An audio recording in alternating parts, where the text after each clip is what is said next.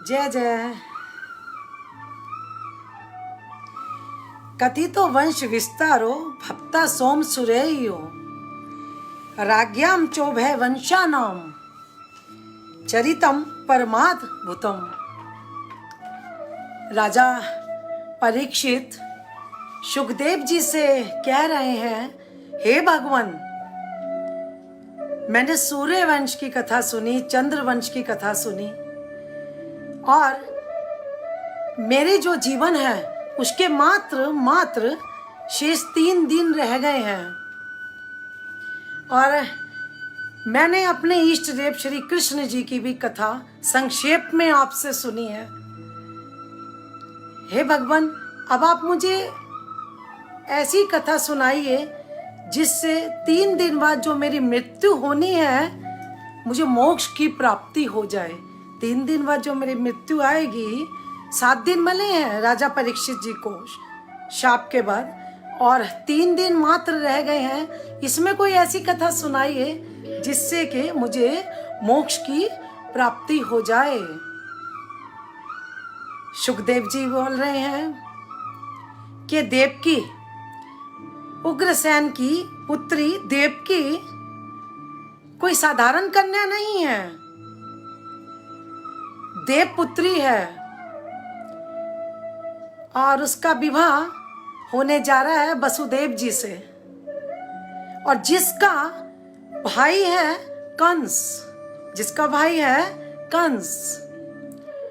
और देखिए अद्भुत कैसा ये संयोग है कि विवाह हो रहा है, बहुत खुशियां मन रही हैं, और बहुत सारा हमारी भाषा में तो दहेज भी बोल सकते हैं, सम्मान, यहाँ तक कि बहुत सी दासियां साथ जा रही हैं दहेज में। और देखिए कि जब बहन की डोली जा रही है तो सारथी कौन है? स्वयं उसका भाई कंस। सारथी कौन है? रथ का सारथी कौन है?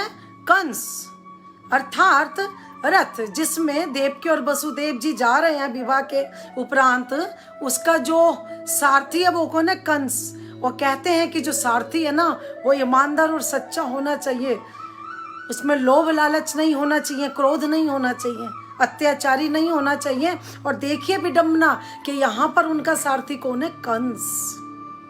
और अचानक सहसा ही एक आकाशवाणी होती है, और आकाशवाणी में जो प्रभु की लीला है सब अस्त व्यस्त सा होता चला जाता है, छिनभिन सा हो जाता है, नष्ट सा हो जाता है। जो होना होता है वो नहीं होता, और जो नहीं होना होता वो हो जाता है। और उधर धरती माँ गौ माता का रूप धर के ऋषि मुनियों के पास पहुंच रही हैं। ऋषि मुनियों के पास पहुंच के पुकार लगा रही हैं और कह रही हैं, हे ऋषिवर, हे ऋषियों, मैं पूरे विश्व का भार सहन कर सकती हूँ, मैं पूरे विश्व का भार सहन कर सकती हूँ, परंतु ये जो अत्याचारी, ये जो राक्षस हैं, इनका भार, इनका अत्याचार सहन नहीं कर सकती। ऋषि बोल रहे हैं कि हे धरती माँ, हे गौ माता, हम कुछ भी नहीं कर सकते, चलिए चल के अपनी प्रार्थना ब्रह्मा जी से करते हैं। अपनी प्रार्थना अब तो ब्रह्मा जी करेंगे। और सब ब्रह्मा जी के पास पहुंच रहे हैं, और जैसे ही ब्रह्मा जी के पास जाते हैं तो ब्रह्मा जी क्या कहते हैं कि इसमें तो मैं भी कुछ नहीं कर सकता, इसमें मैं भी कुछ नहीं कर सकता, चलिए हम श्री हरि विष्णु जी के पास अपनी प्रार्थना लेकर जाते हैं। और सब चल रहे हैं श्री हरि विष्णु जी के पास। सत्यलोक है, उसमें शिव भगवान भी हैं, वह भी विराजमान है, और ढूंढा जा रहा है श्री हरि विष्णु जी को क्षीर सागर में, गोलोक में, वैकुंठ में, परंतु वो मिल नहीं रहे। और मंद मंद मुस्कुरा रहे हैं शिवजी जी, भोलेनाथ जी। हरि सर्वत्र व्यापक हैं, हरि जो है वो सर्वत्र व्यापक है, और आप कहाँ ढूंढ रहे हैं? हरि तो सर्वत्र व्यापक है। और इसी के साथ साथ जब श्री हरि जी का प्रकट्य होता है और उन्हें ये बोला जाता है। तो जब उन्होंने ये संदेश दिया कि मैं बहुत जल्दी मथुरा में प्रकट होने जा रहा हूँ, तो देखिए कि उनके प्राकट्य से पहले बहुत से देव पहले ही प्रकट हो जाते हैं उनके चरण पखारने के लिए। और इसके साथ साथ जब हरि श्री विष्णु जी का समय आ रहा है, तो देखिए क्या संयोग बनने जा रहा है कि नक्षत्र अपनी चाल बदल देते हैं। और श्री हरि विष्णु जी क्या सोचते हैं कि मैं चंद्रनाथ, जो रात्रि के नाथ हैं, चंद्रनाथ के समय में प्रकट होने जा रहा हूं, तो क्यों ना मैं उनकी जो प्रिय धर्म पत्नी है रोहिणी, मैं रात्रि में चंद्रनाथ के समय में प्रकट होने जा रहा हूं, तो जो उनकी जो प्रिय पत्नी है, धर्म पत्नी है रोहिणी, जो सबसे प्रिय है चंद्र को, उस नक्षत्र में क्यों नहीं जन्म ले लूं। यह अद्भुत संयोग बन रहा है। और इसके साथ साथ अष्टमी लगी हुई है, और इसके साथ साथ संधि है, रात्रि के 2 पहर की संधि चल रही है, दोनों में संधि है, मित्रता हो रही है, समय 12 बजे का है। और इसके साथ साथ जो योगी होते हैं ना, जो योगी होते हैं उन्हें रात्रि बहुत प्रिय होती है। जो योगी जो समाधिस्थ हो जाते हैं ना लोग, उन्हें रात्रि बहुत प्रिय होती है। तो योगियों के काल में, योगियों के समय में, जिस वक्त योगी जागता है, जो समाधिस्थ होता है, ध्यान में जाता है, उस काल में भगवान का प्राकट्य होने जा रहा है। और इसके साथ साथ ही देखिए मन मयूरा नाचने लगा, मन मयूरिया नाचने लगा। ये जो मन है ना, ये जो हृदय है, ये नाचने लगा मयूर की तरह। और क्या सोच रहा है कि आज मैं जी भर के नाचूंगा, आज मैं जी भर के नाचूंगा, मेरे प्रभु का आगमन होने जा रहा है। जो मेरी पत्नी है इंद्री, अर्थात इंद्रियां, जो मन की जो पत्नी है ना, धर्म पत्नी, वो क्या इंद्रियां, और जो मेरे बच्चे हैं वो क्या है, विषय। इन दोनों से अब मैं जी भर के बातें करूंगा और इनके संग संग मैं नृत्य करूंगा, कारण मेरे प्रभु जी का प्राकट्य होने जा रहा है। रस रूप स्पर्श गंध, रस रूप स्पर्श गंध शब्द, इन सभी की विरक्ति करके ईश्वर की प्राप्ति होती है। इन सभी की विरक्ति करके अर्थात त्याग के ईश्वर की प्राप्ति होती है। और साक्षात श्री कृष्ण इन सब का रूप है। तो मैं क्यों ना नाचूं, मैं क्यों त्याग करूं, मैं क्यों ना नाचूं। रात्रि भी संधि कर रही है और मेघ बरस रहा है। मेघ फटाफट जल्दी से तुरंत समुद्र के पास चले गए हैं, समुद्र के पास चले गए हैं। और समुद्र को जाके क्या कहते हैं कि आप हमें भर भर के जल दे दो, आप हमें भर भर के जल दे दो। कारण ये कि हम बरसना चाहते हैं अपने प्रभु पर, अपना प्यार, अपना ममता, अपना दुलार प्रभु पर लुटाना चाहते हैं। तो मेघ भी गरज रहे हैं, बरस रहे हैं, समुद्र के पास चले गए हैं गरजने बरसने। रात्रि अपने यौवन पर है, रात्रि अपने यौवन पर है। नक्षत्रों ने अपनी चाल बदल ली, मन मयूर नाचने लगा। और लीजिए क्षण आ चुका है, प्रभु श्री हरि विष्णु जी प्रकट हो रहे हैं, उनका प्राकट्य हो रहा है। और तुरंत ही क्या होता है, देखिए माया एक माया है, एक मायापति है। एक माया है, माया बहुत ठगनी, एक माया है और एक मायापति है।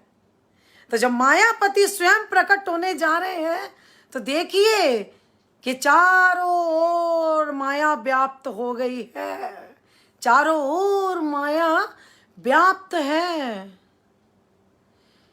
घोर नींद में, घोर अंधकार में, नींद की आगोश में सब चले गए हैं, पहरेदार भी और स्वयं अत्याचारी कंस भी घोर निंदाओं में सब विलीन हो गए हैं।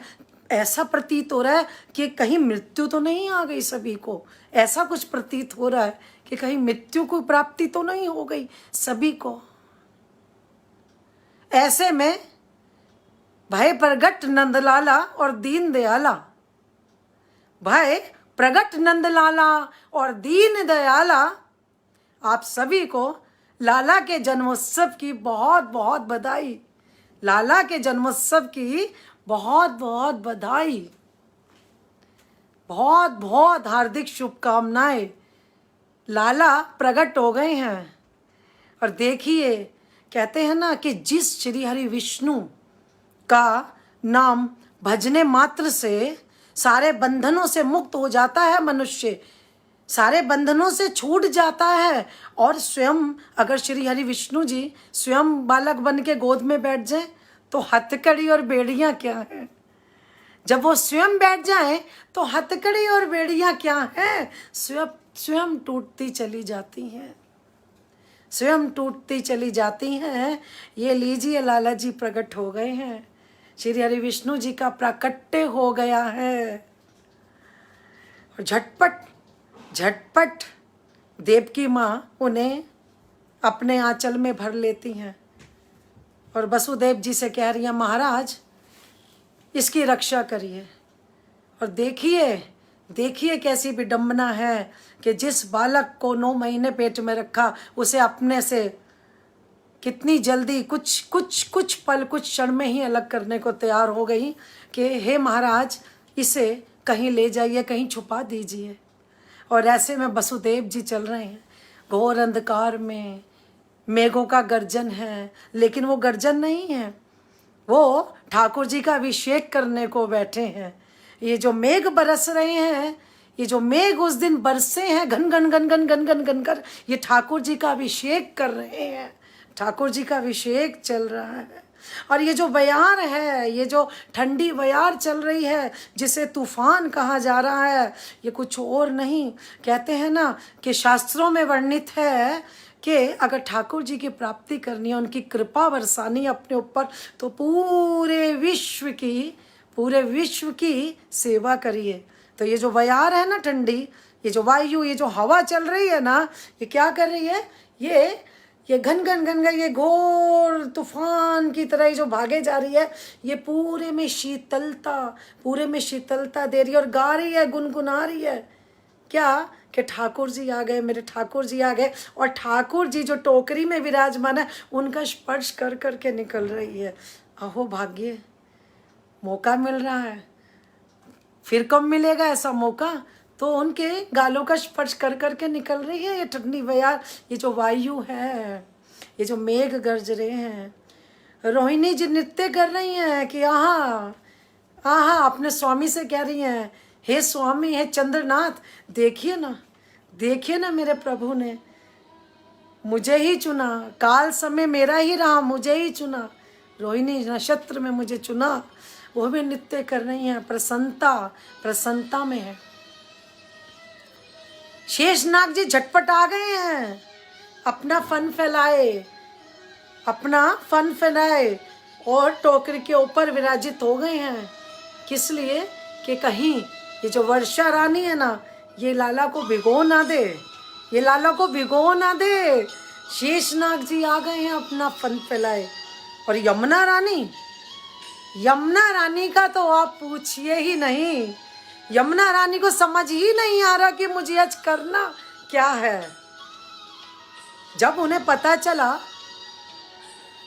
कि प्रभु प्रकट हो गए हैं और मेरे यमुना तट पर आ रहे, वो देखिए सामने अपने पिताजी के संग टोकरी में विराजित होके वसुदेव जी के संग मेरे तट पर आ विराजे हैं। तो यमुना रानी के जो अश्रु हैं वो रुक नहीं रहे, यमुना रानी के अश्रु रुक नहीं रहे, और उस अश्रु की वजह से यमुना में बाढ़ आ गई, यमुना में बाढ़ आ गई। रोकना चाह रही हैं अश्रु, लेकिन रुक नहीं रहे। ये भारी विडंबना है, अश्रु नहीं रुक रहे, रोकना बहुत चाह रही हैं। और ऐसे में क्या होता है, वसुदेव जी एक कदम भर रखते हैं यमुना जी में और भापते हैं कि यमुना जी में जल कितना है, कितना जल है यमुना जी में, देखूं तो सही। तो पता चलता है कि घुटने घुटने जल है। वसुदेव जी कहते हैं मैं चला जाऊंगा, मैं अपने बालक को लेके चला जाऊंगा, ये तो घुटने घुटने ही जल है। कुछ ही कदम बढ़ते हैं, वो जल बढ़कर वक्ष स्थल पर आ जाता है। वसुदेव जी अंदर से धड़कन बढ़ रही है वसुदेव जी की कि अरे ये तो अभी घुटने तक था, ये वक्ष स्थल पे कैसे पहुंच गया इतनी जल्दी। सहसा धड़कनें तेज हो रही हैं वसुदेव जी की।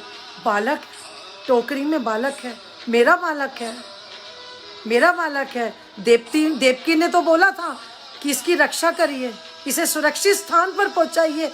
ये क्या हो रहा है, ये क्या हो रहा है। ऐसे में यमुना जी और आगे बढ़ रही हैं। वो क्या करना चाहती हैं, वो श्री हरि विष्णु जी का बालक स्वरूप में चरण पखारना चाहती हैं, चरण पखारना चाहती हैं और उनसे विनती करना चाहती हैं, हे प्रभु आपके तो अगर कोई ध्यान में भी, पूजा सिमरन में भी चरण पखार ले तो उसे मोक्ष की प्राप्ति हो जाती है। आप तो साक्षात स्वयं प्रकट हो गए हैं। तो हे प्रियतम, हे मेरे नाथ, हे मेरे प्रभु, मुझ यमुना को थोड़ा सा तो चरण स्पर्श करने दीजिए, आपके चरणों की रज तो लेने दीजिए, रज तो थोड़ी सी लेने दीजिए। आप तो स्वयं प्रकट हो गए हैं। अहो भाग्य है मेरे अहो भाग्य हैं। और ये मैं बढ़ नहीं रही हूँ, सिर्फ अपनी वेदना आपको कहना चाह रही हूँ आपके करीब आके कि मेरी इस गोद में एक कालिया नाग भी बैठता है, मेरी इस गोद में कालिया नाग भी बैठता है। और देखिए ना आपका मोर मुकुट बनके शेषनाग भी आ गए हैं। अब आपका मोर मुकुट बनके शेषनाग भी अब पीछे आ गए हैं। अगर मैंने अपना प्रभा तेज नहीं किया तो इतना भार भगवान संभालूं कैसे। आप मुझे अपनी चरण रज लेने दीजिए ना, आप मुझे अपनी चरण रज लेने दीजिए ना। हो सकता है कि मुझ में इतनी ताकत, इतनी शक्ति आ जाए कि मैं इन दोनों का भार संभाल सकूं। मैं इसलिए ही बढ़े जा रही हूँ। और अब देखिए कि वक्षस्थल से यमुने जी का जल कहाँ तक आ गया है, ओष्ठ के पास पहुँच गया, होठों के पास पहुँच गया। अब वासुदेव जी चिंतित हो गए और बोल रहे हैं कि हे यमुना, अरे यमुना तू आज क्या चाहती है, अरे यमुना तू आज क्या चाहती है, तू आज क्या मुझे और मेरे बालक को जाने नहीं देगी, मार्ग नहीं देगी। यमुना घबरा गई, डर गई। नहीं वसुदेव जी ऐसा तो नहीं है, बस मैं ये जो अद्भुत मौका है ना, ये जो सुअवसर आया है, इसे खोना नहीं चाहती। मुझे लला के ठाकुर जी के चरण पखारने दीजिए, सिर्फ चरण पखारने दीजिए, मुझे चरण पखारने हैं। और देखिए कान्हा जी जब सुनते हैं यमुना रानी की पुकार, थोड़ा सा नन्हा सा अपना दाहिना पाँव टोकरी से बाहर कर देती हैं और ये लीजिए हो गया स्पर्श। और स्पर्श होते ही माँ का प्रभाव अपने आप कम होता चला जाता है और कान्हा जी का मार्ग खुलता चला जाता है। जो स्वयं मार्ग हो उनका मार्ग कौन रोक सकता है। जो स्वयं मार्ग खोलते हो उनका बंधन कौन कर सकता है। यह तो प्रभु जी की लीला है, ये तो उनकी लीला है। दशम स्कंद में जो उल्लेख है, जो चर्चा है, ये वो हो रही है। और इसके साथ साथ देखिए कि दशम स्कंद श्रीमद् भागवत महापुराण का फल है। दशम स्कंद श्रीमद् भागवत महापुराण का फल है। और इसके साथ साथ ही कहते हैं दशम स्कंद स्वयं ठाकुर जी का हृदय है, ठाकुर जी का हृदय है। कारण इसमें श्री कृष्ण की लीला का वर्णन है, अद्भुत वर्णन है। और ऐसा वर्णन है कि इसे सुनकर योगी, साधु, तपस्वी और स्वयं गोपियां श्री कृष्ण के प्रेम में पागल हो गई, मतवाली हो गई, पागल हो गई। एक गोपियां दीवानी होकर घूम रही हैं और गोपी बोल रही है कि हे कृष्ण, हे कृष्ण, हे कृष्ण, मैं तो वियोग में तड़प रही हूँ। हे कृष्ण, मैं तो वियोग में तड़प रही हूँ। मैं वियोग हूँ और आप योग हैं। श्री कृष्ण कौन है? श्री कृष्ण योग हैं। श्री कृष्ण कौन है? योग है। तो गोपी बोल रही है कि मुझे तो वियोग है, मैं तो वियोग में तड़प रही हूँ। और आप कौन है? आप योग हैं। ठाकुर जी आप योग हैं, तो आपको मैं पा रही हूँ, आप मेरे अंतर में समाये हैं, तो मुझे वियोग कैसे हो रहा है? मैं योग में क्यों नहीं जा रही? श्री कृष्ण कौन है? ध्यान है। श्री कृष्ण कौन है? समाधि है। श्री कृष्ण कौन है? समाधि है, ध्यान है। तो कह रही हैं कि मैं योग में तड़प रही हूँ, मैं वियोग में तड़प रही हूँ और आप तो स्वयं योग हैं। तो जब मैं आपकी प्राप्ति कर रही हूँ, आपको अंतर में महसूस कर रही हूँ, आपका अनुभव कर रही हूँ, तो आप मुझे दर्शन क्यों नहीं दे रहे हैं? प्रीत क्या बंधी, डोर क्या जुड़ी, प्रीत क्या बंधी, डोर क्या जुड़ी, बिना जतन बिना यतन हो गई मैं तेरी। बिना मोल की मैं बिकी, बिना भाव की। ये जो मैंने शब्द बोले, बिना मोल की मैं बिकी और बिना ही भाव की, ये वो मोल नहीं है जो बाजार में किसी वस्तु के साथ लगाया जाता है। ये वो मोल नहीं है और ये भाव नहीं है जो किसी वस्तु के को खरीदते वक्त दिया जाता है। बिना मोल के एक मोल होता है हमारी भावनाओं का, हमारे अंतर का। वो बहुमूल्य होता है, उसका कहीं सृष्टि में मोल नहीं है। तो क्या कह रही है गोपी कि बिना मोल के मैं बिकी, बिना भाव की। राधा ने माला जपी शाम की, जैसे राधा ने माला जपी शाम की, मैंने ओढ़ी चुंदरिया तेरे नाम की। तेरे नाम की ओ पिया, तेरे ही नाम की। और देखो कि एक सखी वियोग में तड़प रही है तो दूसरी सखी आती है कि अरे सखी तुझे क्या हुआ, कि अरे सखी तुझे क्या हुआ, तेरी आंखों में ये सूनापन कैसा है, तेरे चेहरे पे ये उदासी कैसी है, ऐसा लग रहा है तेरा चित्त कहीं लग नहीं रहा, तेरा चित्त कहीं लग नहीं रहा, ऐसा क्यों? तो दूसरी सखी जो वियोग में तड़प रही है वो क्या कह रही है कि मेरा चित्त कैसे लगेगा, मैं किसको शिकायत करूं, मैं किसको बोलूं, क्योंकि मेरे हृदय में बैठा स्वामी ही मेरा चित्त का स्वामी है। मेरे हृदय में बैठा ये जो चित्त चोर है ना, जिसने मेरा चित्त चुरा लिया, चित्त का चैन चुरा लिया, यही तो मेरा चित्त चोर है, यही तो चोर है। अब मैं जाके किसको शिकायत करूं? ये जो नाथ है ना, ये जो ठाकुर है ना, ये जो बंसी बजैया है ना, ये मेरे चित्त का चोर हो गया। ये चोर है, ये चोर है, इसने मेरा चित्त चुरा लिया। मेरे चित्त का चैन चुरा लिया, मेरी नींदें उड़ा दी। और जो चित्त का, जो मेरे हृदय का स्वामी स्वयं चोर है, तो मैं इसकी शिकायत अब जाकर कहाँ से करूं, कहाँ से करूं?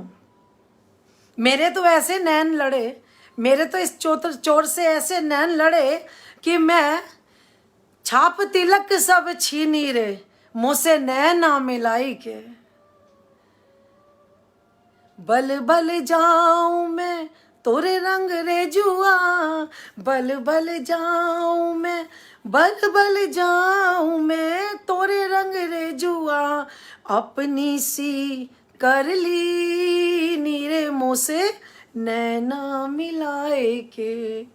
बल बल जाऊं मैं तेरी बलहारी ले लूं, मेरे रंग रेजुआ रे काला रंग है, अपने में ही रंग लिया, अपने में सांवरे रंग लिए, मैं पूरी रंगी। देखिए देखिए यहाँ पर नैना मिलाई की। आप देखिए कभी भी कान्हा जी की या किसी भी ईश्वर का, देवता का चित्र देखिए, मूर्ति देखिए, समक्ष खड़े हो जाइए प्रार्थना करने, पूजन करने, तो हमेशा आपको कैसा लगेगा, हमेशा कैसा लगेगा, ईश्वर हमें ही देख रहे हैं। वहाँ पे कितने भी भक्त खड़े हो, लेकिन मूर्ति का जो प्रभाव है, जो ये दोनों नैनों का प्रभाव है, वो हमेशा ऐसा लगता है कि ईश्वर हमारी तरफ ही निहार रहे, हमारी ही प्रार्थना को सुना रहे। तो गोपी क्या कह रही है कि नैना लड़ाई के कारण क्या है कि आपसे नैना लड़ गए और मेरा चित्त चला गया, और मेरे चित्त का जो चोर है वो आप स्वयं है। मैं किससे शिकायत करूं? आप स्वयं हैं मेरे चित्त का चोर। और इसके साथ साथ अपनी सी कर लेनी रे, अंधकार सांवरे, अंधकार हैं, काले हो सांवरे, और अपने जैसा ही मुझे बना डाला। इसका भेद क्या है कि ईश्वर की माया के जो हैं वो क्या है, पति, मायापति, और अपने को सबको अपनी आगोश में ले लेते हैं। रात्रि पहर में सब उनकी आगोश में चले जाते हैं, और क्या होता है, गहन अंधेरा, और हम मृत्यु, अर्ध मृत्यु को प्राप्त हो जाते हैं निंद्रावस्था में। मायापति ने अपनी माया बिखेर दी और सबको अपनी माया में ले लिया। और इस संग पुनः सुबह आती है। सुबह कौन है? गोरी गोरी उजला उजारिया राधा रानी, शक्ति स्वरूपा। सब में नव शक्ति का संचार होता है, और सब क्या करते हैं?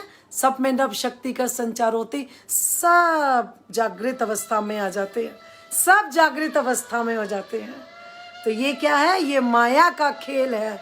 अपनी सी कर लीनी रे मुझसे नैना लड़ाए के। और इसके साथ साथ गोपी क्या पूछ रही है? दूसरी गोपी उसका हाल देख रही है और तरस खा रही है कि अरे कौन चित्त का चोर? कौन? वो जो यमुना के तट पे ऊपर बैठा रहता है पेड़ की तनिए पर, क्या उसी की बात कर रही है? वो जो यमुना जी के तट पर, वो जो ऊपर पेड़ के तने पे ऊंचा बैठा रहता है, हाथ में बांसुरी लिए। हाँ, तो गोपी क्या कहती है? हाँ वही। आंखों में काजल और लटों पे काली घटा का बसेरा। आंखों में काजल और लटों में काली घटा का बसेरा, सांवली सूरत मोहिनी मूरत, सावन रुत का सवेरा। सांवली सी सूरत है, लेकिन जो मूरत है ना वो बहुत मोहिनी है। मोहिनी मूरत सावन रुत का सवेरा, आंखों में काजल और लटों पे काली घटा का बसेरा, सांवली सूरत मोहिनी मूरत, सावन रुत का सवेरा। वो बता रही हैं आंखों में काजल रहता है, जो आंखें वो कजरारी हैं, और जो कुंडल वाले बाल हैं काली घटा का बसेरा रहता है, और जो रूप है ना, रंग है ना, वो सांवरा है, लेकिन मोहिनी मूरत है। मैं उस पर वारी वारी चली गई, मैं उस पर मर मिटी हूँ और मैं उसकी हो गई हूँ। ये दुख है गोपी का, ये दुख है गोपी का। और यही दुख हम सबका है, मेरा है, आपका है। यही दुख हम सबका है, एक का नहीं। ये दुख हम सबका है, लेकिन लेकिन इस दुख में भी बहुत आनंद आता है। इस दुख में बहुत आनंद आता है, अंदर से बहुत आनंद की अनुभूति होती है, अंदर से आनंद की बहुत अनुभूति होती है। हे कान्हा, हे कान्हा, एक बार बंसी बजा जा और एक बार दरस दिखा जा। बस मन में यही प्यास लगी रहती है। और सत्य बताऊं तो ये तो छोटे से भी छोटा और शून्य से भी शून्य एक छोटा सा प्रसंग है। और श्री हरि विष्णु जी का प्रसंग तो मैं बोल ही नहीं सकती अपने इस तुच्छ मुख से। और हमेशा आस लगी रहती है, हमेशा नज़रों में समाये रहते हैं, हमेशा प्यास लगी रहती है कि एक बार तो बंसी बजैया दरस दिखा जाइए, एक बार तो आ जाइए। तो ये मेरा नहीं, ये आपका भी हाल है। और ठाकुर जी का प्राकट्य और ठाकुर जी की गाथा और ठाकुर जी की कथा इस जन्म में तो क्या 7 जन्म में भी पूरी नहीं हो सकती, परंतु एक छोटा सा प्रयास